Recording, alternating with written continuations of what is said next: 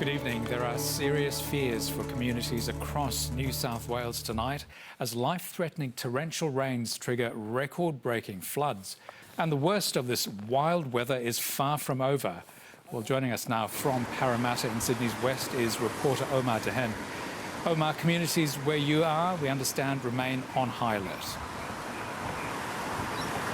That they are, Anton. Good evening to you. I'm standing here next to the Parramatta River, which this afternoon burst its banks after 3 days of heavy rain.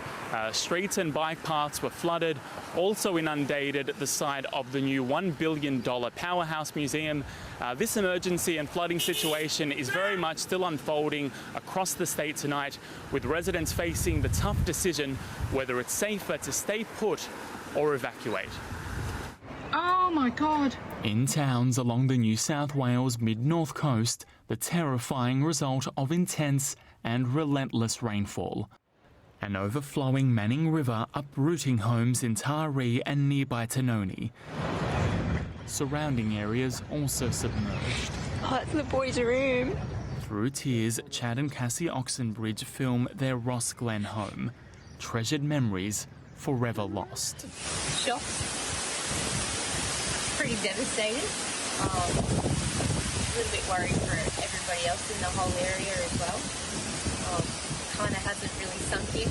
Not really much that can be salvaged. The destruction widespread. For the Mid-North Coast community, they're not quite out of the shadows yet, and that flood risk will remain. Port Macquarie also cut off. Roads blocked by rising floodwaters, the torrential rain sinking boats, with deluged cars barely visible on surrounding streets.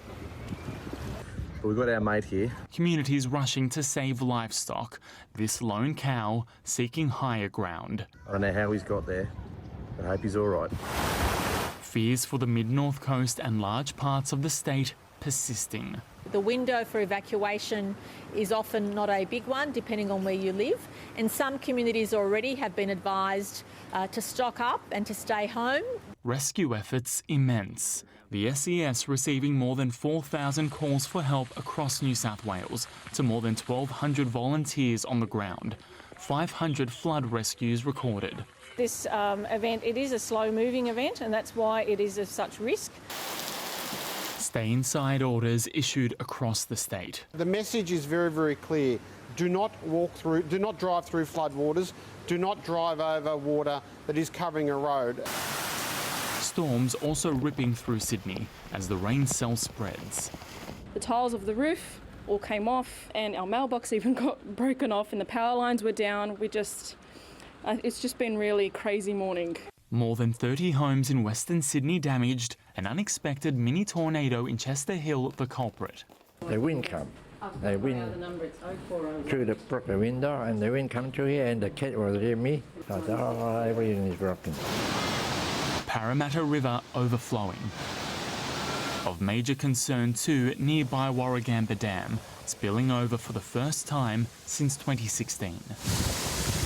Downstream neighbourhoods tonight under threat. Our current expectation is more around the moderate level, but we're definitely highlighting to the community that major flooding is possible. Reprieve still days away.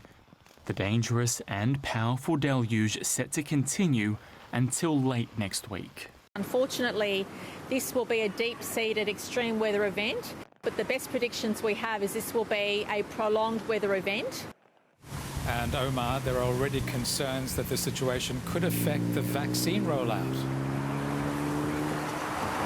Yes, Anton, indeed, the federal government released a statement this evening confirming that there will be delays. It says delivery will be affected in Sydney and multiple regional locations here in New South Wales. They'll be providing an update about the scale of those delays tomorrow, although they don't believe it will be a setback of more than a few days. That's, of course, pending an improvement of the weather conditions, Anton. That is SBS reporter Omar Dehen.